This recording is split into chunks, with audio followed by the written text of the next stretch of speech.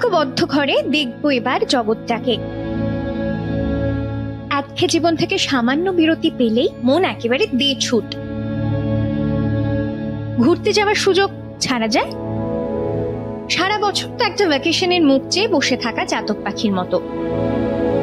পাহাড় ভাল লাগে না সমুদ্র, জঙ্গল না মরুভূমি? বছর ভর এই তর্ক বিতর্ক চলতেই থাকে। তবে এখন কিন্তু তার সঙ্গে জুড়েছে আরো এক ঠিকানা, ওয়েলনেস ভ্যাকেশন। সেটা আবার কি?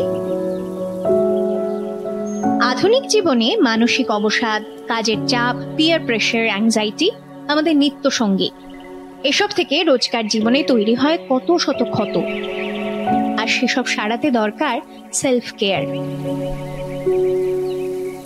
সে কারণেই রাতারাতি জনপ্রিয় হয়ে উঠল ওয়েলনেস ভ্যাকেশন। ওয়েলনেস রিট্রিটের ধারণাটা ঠিক কি একটু বিশদে বলা যাক। শুধু পাহাড়, জঙ্গল বা সমুদ্রের নিসর্গ উপভোগ না করে এমন কোথাও ছুটি কাটানো যেখানে হ্রদ দেখা, কলা বাঁচা দুই হবে। প্রকৃতির কোলে সময় কাটবে, আবার নিজের একটু যত্নও নেওয়া হবে। অতিমারি উত্তর পর্বে ওয়েলনেস নিয়ে ভাবার চল বেড়েছে। যোগাভ্যাস, আয়ুর্বেদ থেরাপির প্রয়োজনীয়তা আমরা আরো বেশি করে বুঝতে শুরু করেছি করোনা পর্বে। আমাদের দেশেই কেরালায় বেশ কিছু আয়ুর্বেদ ম্যাসাজ সেন্টার রয়েছে। দিন দিন জনপ্রিয় হয়ে উঠছে সেগুলো। ঋষিকেশ, হরিদ্বার এসব জায়গা তো যোগাভ্যাসের জন্য খুবই বিখ্যাত।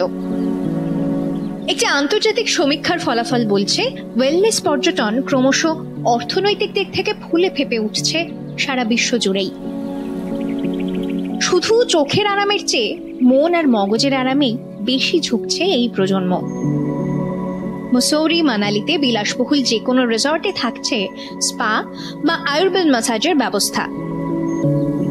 প্রকৃতির সঙ্গে একাত্ম হয়ে যোগাভ্যাস কাজ করে মানসিক ডিটক্সিফিকেশনের। এইসব শব্দ এক দশক আগেও অচেনা ঠেকত মধ্যবিত্ত পরিবারে। কিন্তু আধুনিক সময়ে জীবন যত জটিল হয়ে উঠছে, রোজ একটু একটু করে ক্ষয়ে যাচ্ছি আমরা, আর সেই ক্ষতয় মলম লাগাচ্ছে ন্যাচুরোপ্যাথি। বিলাসবহুল হোটেল কর্তৃপক্ষ বলছে 20, 50, 60 সব বয়সের মানুষ আসছেন ওয়েলনেস ভ্যাকেশনে। কাটিয়ে যাচ্ছেন বেশ কয়েকদিন বা সপ্তাহ। বছরে 2 বার ভ্যাকেশনে গেলে অনেকেই অন্তত একবারের জন্য বেছে নিচ্ছেন এই মন ভালো করা ছুটি। ভালো খাবার যেমন দেহের পুষ্টির জন্য জরুরি, তেমনি সুন্দর একটা মনের জন্য জরুরি ওয়েলনেস ছুটি।